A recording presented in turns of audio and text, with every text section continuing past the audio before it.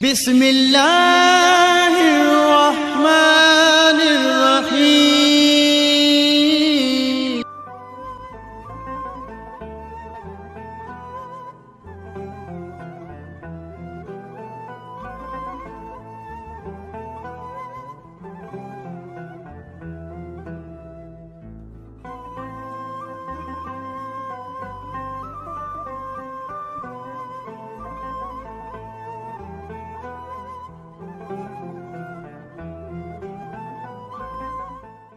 لا حول ولا قوة إلا بالله العلي العظيم. أعوذ بالله من الشيطان الرجيم. بسم الله الرحمن الرحيم.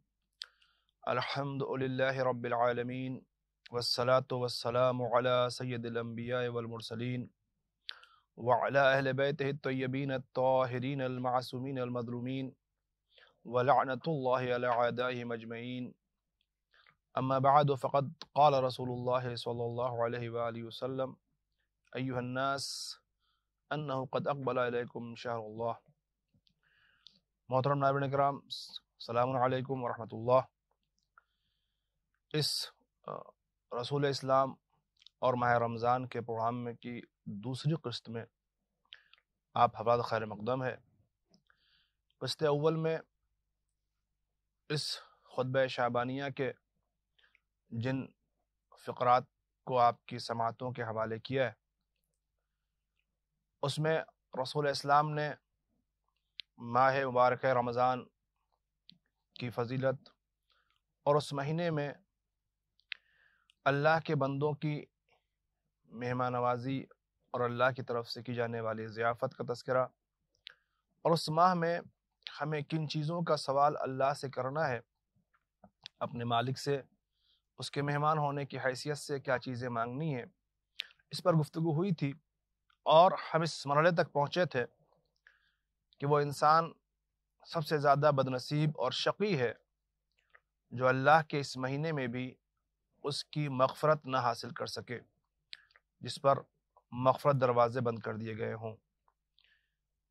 محترم ناظرین، اس کے بعد جو رسول اسلام نے اس خطبہ شعبانیہ میں بیان فرمایا ہے، فرماتے ہیں کہ وَاذْكُرُوا بِجُوعِكُمْ وَعَطَشِكُمْ فِيهِ جُوعُ يَوْمِ الْقِيَامَةِ وَعَطَشَهُ وَتَصَدَّقُوا عَلَى فُقَرَائِكُمْ وَمَسَاكِينِكُمْ. اب اس سلسلے میں جو حضور بیان فرما رہے ہیں کہ کچھ ذمہ داریاں ہماری ہیں جو ہمیں انجام دینی ہے. پہلی بات جو سرکار نے بیان فرمائی، کہتے وَاذْكُرُوا بِجُوعِكُمْ وَعَطَشِكُمْ جُوعَ يَوْمِ الْقِيَامَةِ وَعَطَشَهُ. اس روزے کی بھوک اور پیاس کے ذریعے قیامت کی بھوک اور پیاس کو یاد کرو. گویا رسول اسلام بتانا یہ چاہتے ہیں کہ روزے میں جو انسان بھوکا رہتا ہے اور پیاسا رہتا ہے، وہ فقط بھوک اور پیاس نہ رہے، بلکہ یہ بھوک اور پیاس قیامت یاد دلانے کا ذریعہ بن جائے. انسان عبادت میں اس طرح سے مصروف ہو، روزے کو اس طریقے سے ادا کرے کہ روزہ فقط بھوک اور پیاس بن کے نہ رہے، بلکہ یہ روزہ ذریعہ بن جائے قیامت کو یاد کرنے کا، یوم حساب کو یاد کرنے کا، محشر کو یاد کرنے کا، جس عمل کے ذریعے سے انسان کی فکر میں قیامت آ جائے اور محشر کی یاد آ جائے، فکر آخرت پیدا ہو جائے. ظاہر سی بات ہے وہ عمل اپنے آپ میں ایک اہمیت کا حامل ہوتا ہے. شاید حضور اس طرح متوجہ کرنا چاہتے ہیں کہ ماہ صیام میں، روزے کے مہینے میں تمہارا بھوکا اور پیاسا رہنا فقط بھوک اور پیاس کی حد تک محدود نہ رہ جائے، بلکہ یہ ذریعہ بن جائے کہ اس بھوک اور پیاس کے ذریعے تمہیں روز محشر، روز قیامت کی بھوک اور پیاس یاد آ جائے. اور پھر اس کے بعد جو دوسرا اہم پہلو ہے، جو ہمارا معاشرتی پہلو ہے، جو ہمارا سماجی پہلو کہلاتا ہے، ایسی عبادت کہ جس کو انجام دینے والا سماج سے دور ہو جائے، خدا ایسی عبادت کو شاید قبول نہیں کرتا. یوں کہہ دوں کہ خدا وہ رسول اور اہل بیت رسول کی نظر میں معاشرے اور سماج سے دور ہو جانے کا نام عبادت نہیں ہے، بلکہ اللہ کی یاد اور اس کے حکم پہ عمل کرنے کے ساتھ ساتھ اسی کا ایک لازمی حصہ ہے کہ انسان اپنے سماج اور معاشرے کو فراموش نہ کرنے پائے۔ دوسری بات اس میں کہنا چاہوں گا، بعض اوقات بعض لوگ یہ مذاق اڑاتے ہیں روزہ رکھنے والوں کا ان فقروں کے ساتھ کہ روزہ وہ رکھے جس کے پاس کھانے اور پینے کے لیے نہ ہو، بھوکا پیاسا وہ جس کے پاس گھر میں کھانے کا سامان نہ ہو۔ عزیزان محترم، شاید ایسے ہی افراد کو جواب دینے کے لیے رسول اسلام نے ماہ شعبان میں جو ماہ رمضان کی عظمتیں بیان فرمائی ہیں اس طرف متوجہ کر دیا کہ روزے دار فقط بھوکا پیاسا نہ رہے، بلکہ اس بھوک اور پیاس کے ساتھ قیامت کو یاد بھی کرے، اور ساتھ ہی ساتھ یہ حکم فرمایا کہ وَتَصَدَّقُوا عَلَىٰ فُقَرَائِكُمْ وَمَسَاكِينِكُمْ، یعنی کہ صرف تم بھوکے اور پیاسے نہ رہو بلکہ اس بھوک اور پیاس سے قیامت کو یاد کرو۔ جب تمہارے ذہنوں میں قیامت کی بھوک و پیاس آ جائے تو اب تم پر ضروری ہے کہ اپنے سماج کے جو فقیر اور مسکین ہیں ان پر صدقہ دو، انہیں خیرات دو۔ اب ذرا اس بات کو جوڑ کر کے دیکھیں کہ جس کے پاس کھانے پینے کے لیے خود نہیں ہوتا وہ صرف روزہ رکھتا ہے، تو پھر اس سے صدقہ مطالبہ کیوں کیا جائے گا؟ اس سے کیوں مطالبہ ہے کہ تم فقیروں کو صدقہ دو، مسکینوں کو صدقہ دو؟ اس کا مطلب یہ ہے کہ جو خود فقیر و مسکین ہے، بات فقط ان کی نہیں ہے، بات یہ اگر تم بھوکے رہے ہو اور تم صبح سے یعنی کہ طلوع فجر سے لے کر کے غروب تک تم بھوکے رہے ہو، تو اس کچھ ساعت کچھ گھنٹوں کی بھوک میں تمہیں بھوک کا احساس ہوا ہے۔ اس احساس کو زندہ رکھتے ہوئے ذرا سوچو کہ تمہارے سماج میں جو غریب اور مسکین ہیں تو نہ جانے کتنے وقت بھوکے رہتے ہیں۔ اب تم پر ضروری ہے، جب تم نے بھوک کے درد کو محسوس کیا ہے تو ان بھوکے رہنے والے افراد کا خیال رکھو اور ان فقراء اور مساکین کو صدقہ بھی عطا کرو۔ اور پھر اس کے بعد ایک سماجی پہلو اور بیان فرماتے ہیں۔ دیکھیں، واقعی طور پر توجہ چاہوں گا میں ناظرین کرام کی کہ روزہ فقط بھوک اور پیاس کا نام نہیں ہے۔ یہ ایک مہینے جو ماہ مبارک رمضان کہلا رہا ہے، یہ مکمل ایک تربیت ہے، کیونکہ وہ ایک ٹریننگ پیریڈ ہے تمام بندوں کے لیے کہ اس میں ایک اللہ کا بندہ، واقعی جو اللہ کا بندہ ہے، واقعی جو خدا کا مہمان بننے کا واقعی حقدار ہے، اس کے اندر کیا کیا صفات ہونی چاہیے، اس کے اندر کیا کیا خصوصیات ہونی چاہیے، اس کے اندر کیا کیا کمالات پیدا ہونے چاہیے، اس پر ذرا غور کریں تو اندازہ ہوگا کہ جہاں ایک طرف اسے روزہ رکھنے کی توفیق مانگنے حکم دیا گیا ہے، تلاوت کتاب کی توفیق کا مطالبہ کیا گیا ہے، وہی اس سے ساتھ کہا رہا ہے کہ سماجی پہلو بھی اس کی حیات سے دور نہ ہونے پائے۔ بھوکے پیاسے ہو تو فقیروں اور مسکینوں کو صدقہ دو، اور ساتھ ہی ساتھ وَوَقِّرُوا كِبَارَكُمْ وَارْحَمُوا صِغَارَكُمْ وَصِلُوا أَرْحَامَكُمْ وَاحْفَظُوا أَلْسِنَتَكُمْ وَغَضُّوا عَمَّا لَا يَحِلُّ النَّظَرُ إِلَيْهِ أَبْصَارَكُمْ وَأَمَّا لَا يَحِلُّ الْإِسْتِمَاعُ إِلَيْهِ أَسْمَاعَكُمْ۔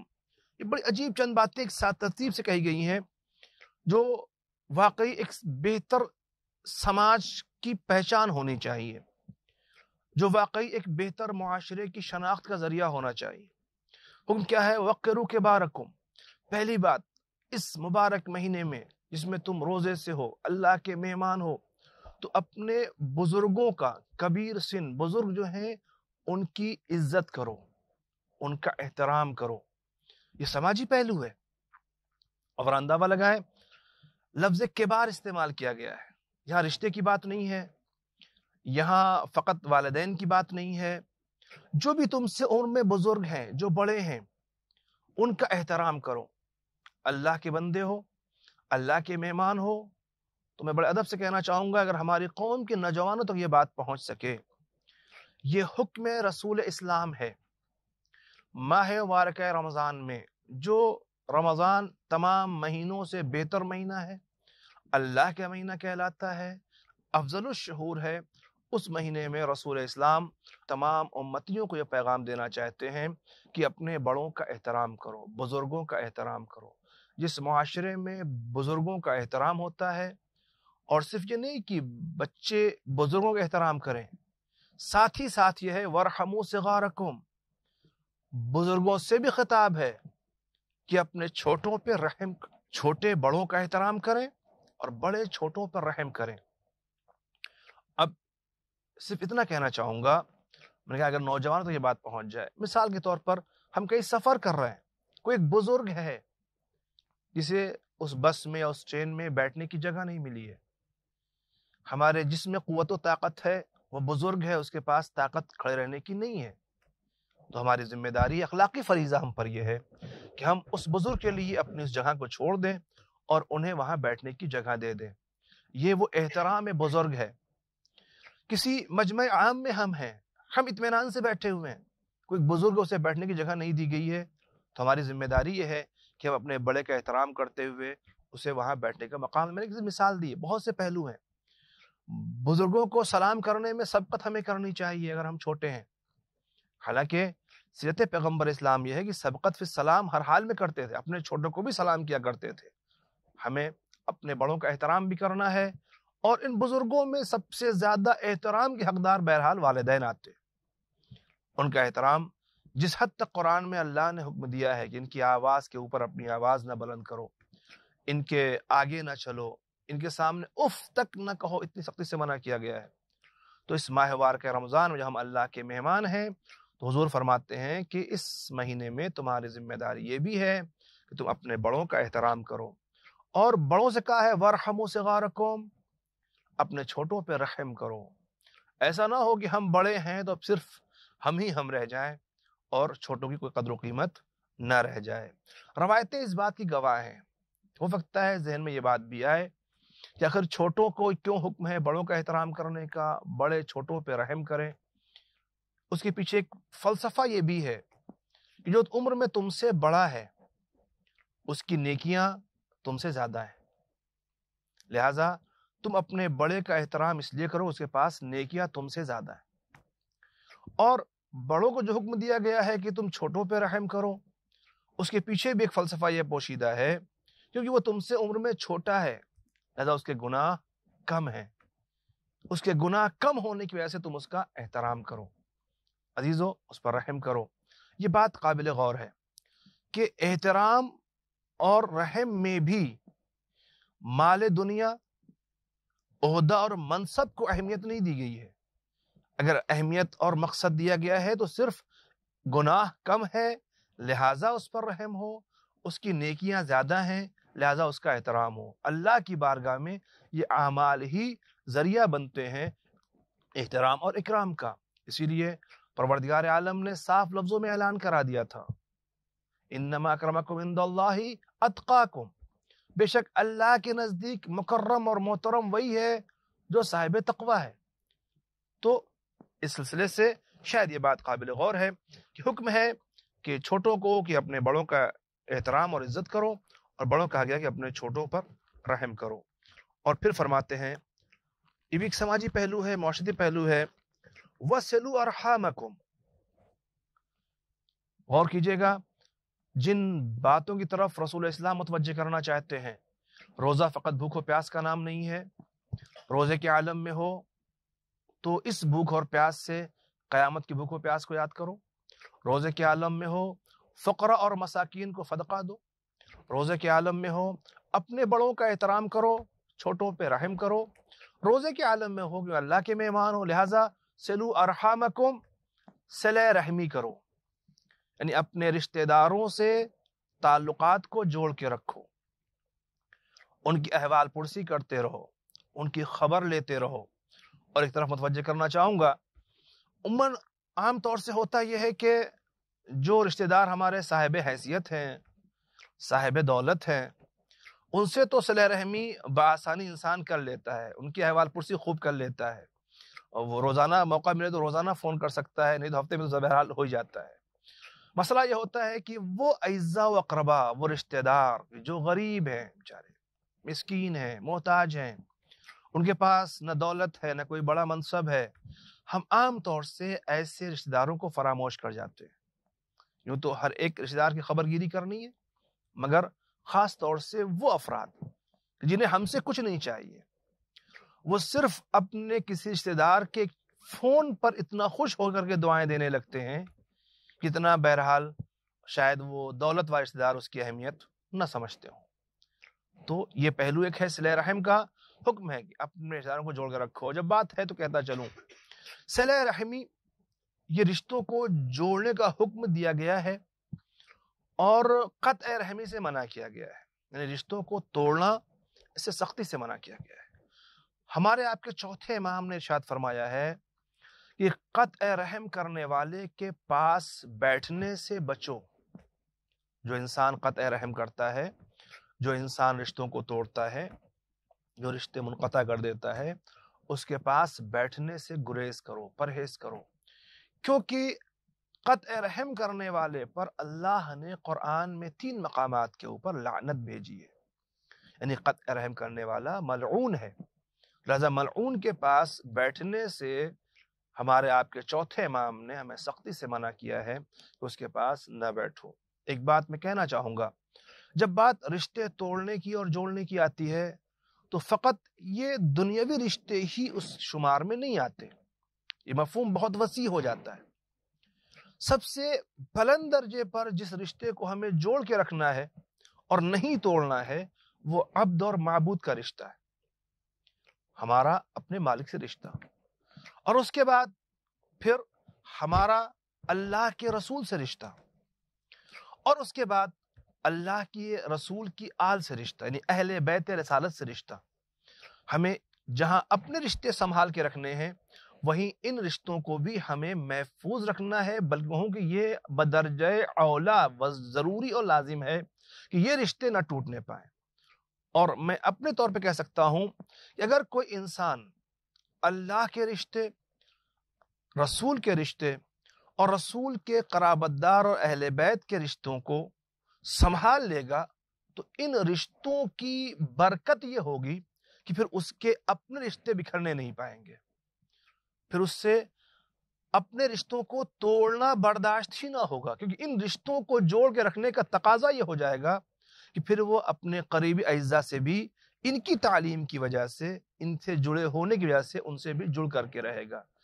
میں کہہ سکتا ہوں کہ اگر انسان اپنے رشتہ داروں سے قطع رحم کر رہا ہے اور قطع تعلق کر رہا ہے تو اس کا مطلب ہے کہیں نہ کہیں اس کے پیچھے بات جو اثر انداز ہے وہ اللہ کے رشتے کو کمزور کر چکی ہے، لہٰذا بندہ اپنے رشتے سنبھال نہیں پا رہا ہے، یا رسول سے کا رشتہ کمزور ہو گیا ہے یا آل رسول سے اس کا رشتہ کمزور ہو گیا ہے۔ اگر ان سے رشتہ کمزور ہوگا تو پھر اپنے رشتوں کی اہمیت سمجھ میں نہیں آئے گی۔ تو بہرحال یہ حکم ہے، بات طویل نہ ہو جائے، یہ حکم ہے کہ صلہ رحم کرو، وصلوا ارحامکم، اور پھر فرماتے ہیں، توجہ کیجئے گا، کہتے ہیں واحفظوا السنتکم وغضوا اما لا يحل النظر الیہ ابصارکم، اپنی زبانوں کی حفاظت کرو۔